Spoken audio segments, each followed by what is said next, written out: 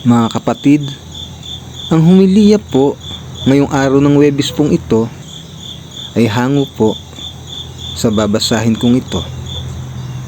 Mateo, Kapitulo 11, versikulo 28 hanggang 30. Wika ni Jesus, "Lumapit kayo sa akin, kayong lahat na nahihirapan at nabibigat ang lubha sa inyong pasanin, at kayo'y bibigyan ko ng kapahingahan. Pasanin ninyo ang aking pamatok at sundin ninyo ang aking mga itinuturo, sapagkat ako'y maamo at mapagkumbabang loob. Matatagpuan ninyo sa akin ang kapahingahan, sapagkat madaling dalhin ang aking pamatok at magaan ang pasaning ibibigay ko sa inyo."